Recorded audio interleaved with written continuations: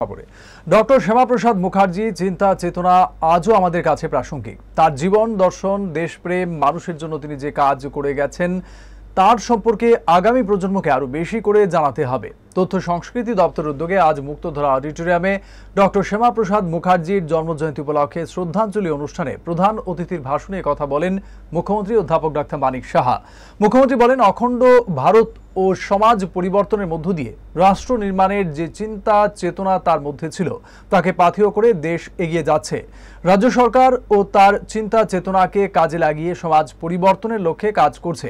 এদিন মুখ্যমন্ত্রী আগরতলা টাউন হলের নামকরণ শ্যামাপ্রসাদ মুখার্জির নামে এবং টাউন হলের সামনে তার মর্মর মূর্তি বসানোর সিদ্ধান্তের কথা ঘোষণা করেন। মুখ্যমন্ত্রী বলেন, রাজ্য সরকারের সিদ্ধান্ত অনুযায়ী শিক্ষা দপ্তর যারা বিশেষ বিশেষ কাজে অবদান রেখেছেন সেই সমস্ত সুযোগ্য ব্যক্তিদের আগামী শিক্ষক দিবসে শ্যামাপ্রসাদ মুখার্জির নামে সম্মাননা জ্ঞাপন করা হবে।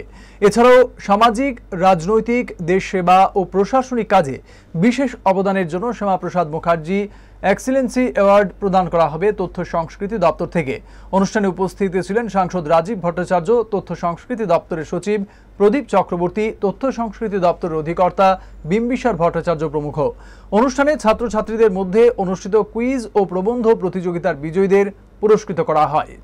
যেখানে ইন্ডাস্ট্রির উপর ভিত্তি করে চলে সেই জায়গাগুলো কিন্তু তাদের অর্থনৈতিক যে অবস্থা অনেকটাই খারাপ হয়ে গিয়েছিল, কিন্তু আমাদের দেশ কিন্তু সেই দিক দিয়ে কোনো সমস্যা হয়নি, কারণ আমরা এগ্রিকালচারের দিকে উন্নত ছিলাম, আমাদের সমস্যা হয়নি।